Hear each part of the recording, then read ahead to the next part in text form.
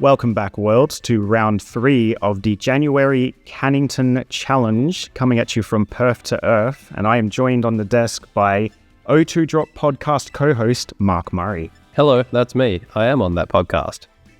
He is, and he was also on this not live stream earlier today. But as we look at the team preview for round 3, we have Peetorr, who famously top-cut Perth Regional this year, against Alister Sandover, who famously won Perth Regional 3 times, but not this year. Not this year, no. And I don't believe cut this year either.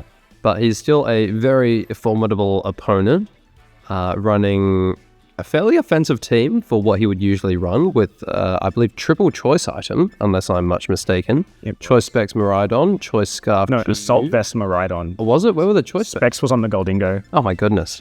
Okay, well, Assault Vest Maridon, which is not something you see particularly often, but he is a fan of more unusual sets. He does get a lot of his inspiration from the Japanese, and they do tend to team build like that. As some of us in Australia might call haggard. But what's most haggard about this matchup, I think, is that Alister is very well renowned for running balanced teams. I don't think I've ever seen him play hyper offense. He was also once heard saying that he hates playing in Perth because we only play hyper offense. We certainly do, although just moving on to Peter's team for a second, I do know that his restricted is the Necrozma Dawnwings form. Rarely seen in Regulation G. It's interesting that he brought that. Do you have any thoughts on that? I do. Firstly, it's fantastic. But most importantly, this was a team from the Japanese Nationals last season. Okay. I don't remember what team won that tournament. I don't think it was this. I believe it might have been a top cut team, however, which would have won somebody an invite to the World Championships. And the battle is underway immediately. And look, it's your best friend, Indeedee. I thought you were going to say my best friend, Chi-Yu. Although I'm also fond of Golden Go. So 3 out of 4 of these Pokemon are close friends of mine. Yeah, this is a pretty good lead by Alister and immediately precarious for Pete. Pete wants to expand some forces by the look of this lead. Alister has a world of offense he can put out. He's got the Choice Scarf on the Chi, which probably doesn't matter here. It's going first anyway. Specs Goldingo can do a lot of damage. Big threat immediately. Yeah, the concern is that Pete may wish to go for a Follow Me Trick Room with this lead, but unfortunately that won't really be viable against 2 Pokemon, both of which can put out a lot of damage with spread moves, completely bypassing the Follow Me. Chi-Yu, of course, with Heat Wave and Snarl, and Golden Go with its formidable Make It Rain. And unlike the correct form of Dawnwings Necrozma, Lunala, this thing doesn't get Wide Guard. Does it not? No, it will not be guarding any width throughout the course of this match. But this water terror might be what is needed here. Yep, resist the Heat Wave, resist the Make It Rain, suddenly a good defensive play. I feel like the Snarl might be more likely. Actually, I don't think this one did have Snarl. I don't remember. I'd have to pull up the OTS, which we were supposed to have done before we started recording. A lot of them do run Snarl. The standard set is Snarl, Dark Pulse, Heat Wave, Overheat. But yeah, I mean, it seems that Alister went for a Dark Pulse, and also went for a switch, which was interesting, putting the Choice Specs on Indeedee, locking Indeedee now into the Follow Me until it switches out. However, Pete is able to freely get the Trick Room up, which means the speed priority is now in his court. It is, at least for a short amount of time. Oh no, all of his mons will under speed. Sorry, I thought that was Lilligant for a second. That's Gallade. They look weirdly similar. Yeah, so Pete, you might think would be in a good position here, but he still can't really do anything with Expanding Force. One of these mons resists, the other's immune. They're both, well, Goldingo's quite bulky. The Meteor Beam, you'd feel like, would have to come out here, and Alister, I assume, would be aware of that.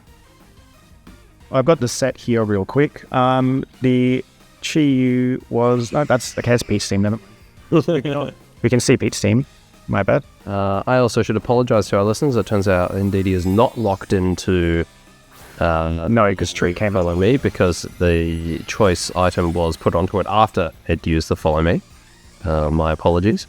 This is a pretty safe Terra here. It's not going to do a lot of damage to the Terra Water Necrozma. It's also a very bulky Pokemon.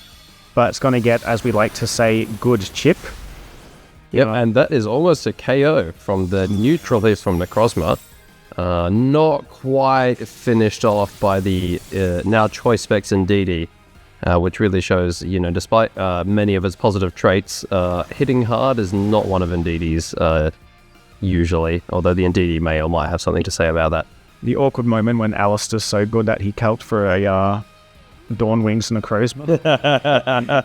Plus choice specs Ndidi Dazzling Gleam. Oh, yeah. Yeah. Specs Gleam is a very funny thing to see. It certainly is, especially coming from an Ndidi female. Hilariously, it did nothing. So Pete does have the speed advantage here, but he's still staring down two very, very scary mons here. The Ndidi is now locked into its move, where he might want to click Follow Me later on in the game, or even a Helping Hand. Kind of got forced into the Dazzling Gleam here. The switching a Dragon type into the Specs Dazzling Gleam is a very Alister play. He's playing a hyper offense team like it's a balanced team. Yes, certainly is. Sorry, is it not Choice Scarf, Chiyu? I thought it was. The Choice Scarf, I believe, is on the Tatsugiri. Oh no, the Chi is Focus Sash. It's Focus Sash Chiyu. Yes, the Tatsu was scarfed. We are very professional here at Perth VGC. We always do our research properly before commencing the commentary. Correct. Peter going for the Meteor Beam into the Chiyu, which does get protected. However, it does mean that Necrozma now does have the +1 special attack that Meteor Beam gives, even though the move was protected. The Dragonite switch here, going to be going slower. It's choice banded. It's the interesting Terra Normal Extreme Speed Choice Band Dragonite, which you normally see paired with Chin Pow in earlier formats. This is just a raw Dragonite with no Chin Pow. Look, that Dragonite, sometimes it doesn't need Chin Pow. Sometimes the Terra Normal Choice Band is enough of that extreme speed to still do plenty of damage. Not today, though. No, well, with the Psychic Terrain up, that's certainly going to be very difficult for it. We've already also used Terra, so I'd like to know the insight into what Alister's doing here. It seems like he's just trying to make some reads and stall out this Trick Room. Very, very risky, high-level plays that he's making here. Yes. Just displaying how good he really is as a player. Oh. The Miraidon switch, the E-Speed gone. Yep, so removing the Psychic Terrain using Miraidon's Electric Terrain does allow for Dragonite to get the Extreme Speed off into the Necrozma and pick up the KO, which is unfortunate for Peter because left unchecked, that Necrozma might have been his way of winning the game. I think if Alister had have lost the Dragonite on the switch there, this might have been a different game, but it really looked like Pete had to Meteor Beam the Chiyu. It paid off, and now Pete is in a little bit of trouble here. He's about to lose his speed advantage.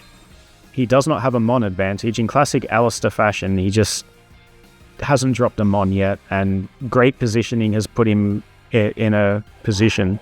Well, that does tend to happen, yes. Looks like he may be able to close out this game. Pete looking like he's having a bit of trouble making this decision. He needs to make a read to come from behind here.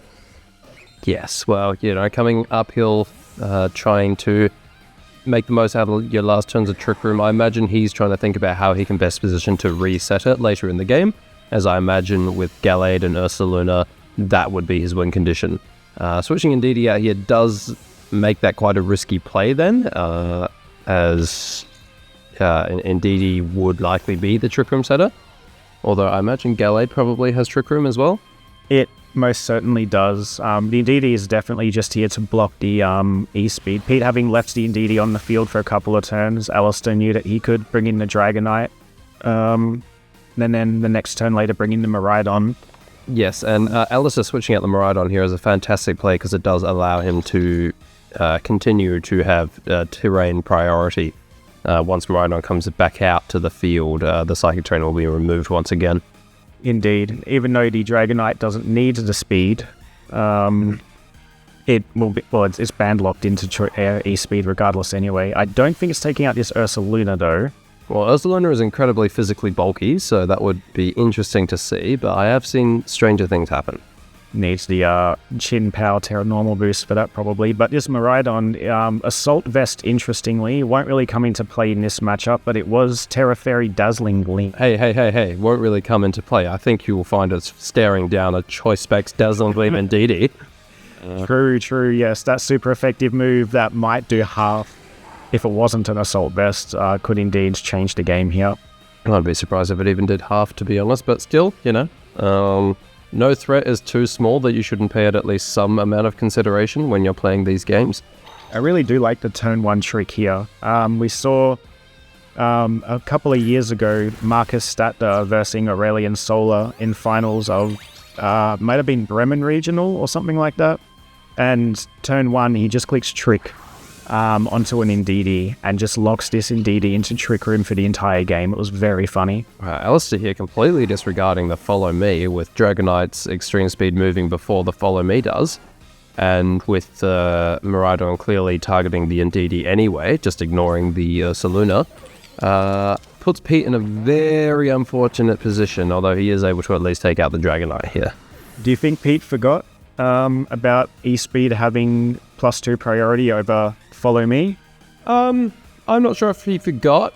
It may have just been that he was expecting a Draco Meteor from the Miraidon. I feel like in that situation, I just would have gone for the greedy spread move. I just would have clicked Gleam on the spot, and that's why Alister's better than me, and he is doing better in this tournament, which I was at, unfortunately. Yes, well, he does tend to do better than most of us. This is how he has ended up at 3 World Championships. Possibly more. I'm sure he qualified for a bunch when he didn't win regionals, but whether he went, I don't know.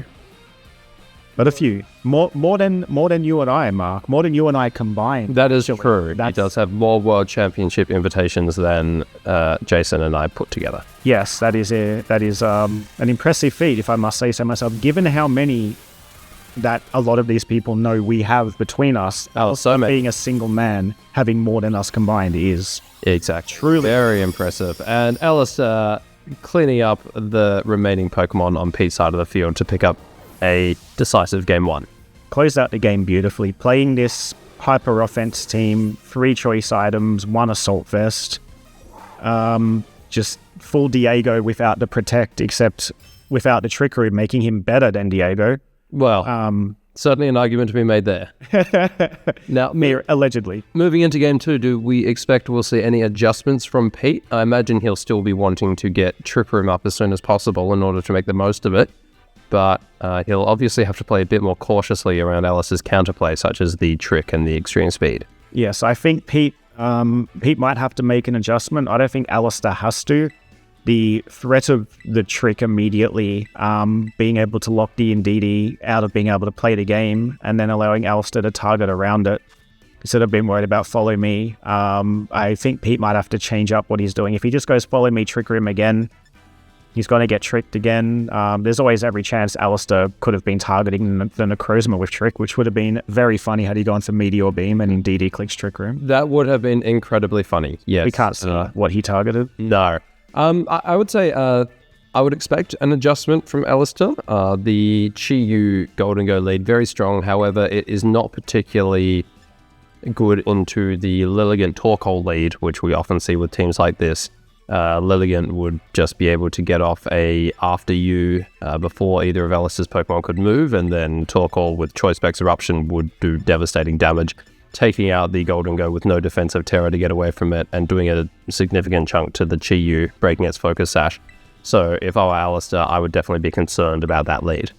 I also am not really sure his Chi put in a lot of work. It kind of just sat there on the field. It didn't really do a significant amount of damage. Dark Pulse wasn't enough to get the Indeedee. It doesn't have Snarl, so it can't really neuter the Necrozma. It does. The pressure does force the Necrozma to have to Terror. Yes, certainly. I would say definitely the Golden Go, putting a lot of that pressure out, but Chi-Yu as well is never a threat to be taken lightly. Ooh. Okay, Alister does adjust. We've got the fish again that we were just talking about, and no Goldingo, no Trick. But Pete, can he get away with setting Trick Room with this lone Indeedee? I would say it would definitely be a risky one to try to pull off, with no redirection to try to keep the Indeedee safe. Trying to click Trick Room against 2 Pokemon that are both going to move before your partner would... I would see an unlikely one to pay out in its favor. But, that being said, Ursaluna is still putting out a decent threat in terms of damage, especially with that headlong rush into the Chi-Yu. So I would say, Alister is not in an entirely winning position, but definitely a very strong one. The terror coming out from the Indeedee here, you feel like this kind of has to happen. We saw Dark Pulse wasn't enough, but Dark Pulse plus the hit from the Dragonite would be enough to drop the Indeedee. Going straight for the offense with the Ursaluna, a lot of people might expect the Ursaluna to protect, get that Guts boost. It has such a high attack that it doesn't need the Guts boost, and there is a Focus Sash here we need to break as well, which is pretty important. Dark Pulse and Outrage. Outrage choice band, and it does pick up the KO. Very unfortunate for Peetorr that the Outrage was able to select the correct target. Obviously, for those unaware, Outrage picks an opposing target at random. So there was a 50% chance that was going to go into the Ursaluna there, and it was very fortunate for Alister that the Outrage was able to pick up the Indeedee to prevent that Trick Room going up. It's never over until it's over, but you have to think that from this position, Alister's just in such a commanding spot. There's no drawback to the Outrage here.